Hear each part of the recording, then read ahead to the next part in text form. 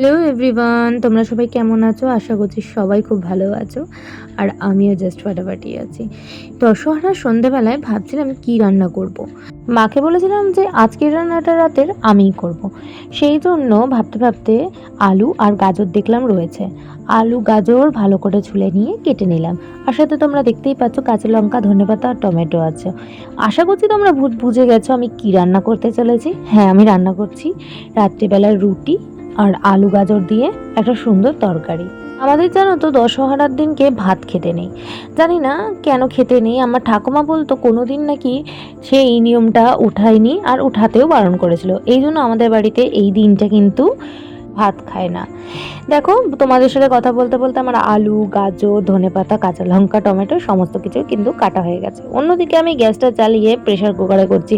আসলে ছোট প্রেশার কুকারটাতে একটু প্রবলেম হওয়ায় আমাদের আজকে বড় প্রেশার কুকারেই করতে হলো। কালো জিরে ফোড়ন দিয়ে দিলাম আর শুকনো লঙ্কা ফোড়ন দিয়ে আলু আর গাজরটা দিয়ে ভালো করে নেড়ে নিলাম। এই যখন একটু ভাজা ভাজা হয়ে এসছে সেই টাইমে দিয়ে দিলাম একটু হলুদ আর একটু নুন, আর সাথে দিয়ে দিলাম একটু টমেটো দিয়ে একটু নাড়িয়ে চাড়িয়ে ভালো করে কষিয়ে নিয়ে দিয়ে দিলাম সামান্য পরিমাণে জল। আর জলটা দেওয়ার পর আমি একটু চিনি দিয়ে দিলাম, অনেকে চিনিটা স্কিপও করতে পারো। আর এই সময় একটু ধনেপাতা দিয়ে দিলাম যাতে একটু সুন্দর ফ্লেভারের গন্ধটা আসে। যতক্ষণে ওদিকে প্রেশার কুকারে সিটিটা দিচ্ছে ততক্ষণে চলো আমি একটুখানি আটা মেখে নিই। তো যাই হোক, দুপুরবেলায় আজকে আম আর মুড়ি দিয়েই কিন্তু আমাদের দুপুরবেলার লাঞ্চটা হয়েছে। এই রাত্রিবেলায় একটু ভারী খাবার না হলে কি চলে, সেই জন্যই কিন্তু এই রুটি আর আলুর তরকারি। এই দেখো আমার এদিকে আটাও মাখা হয়ে গেল আর অন্যদিকে তরকারিটাও নেমে গেল। তো ঝটপট করে চলো কয়েকটা রুটি করে নিই। রাত্রিবেলায় বাবা সাধারণত রুটিই খায় আর আমিও রুটি খাই আর আমার মাও রুটি খায়।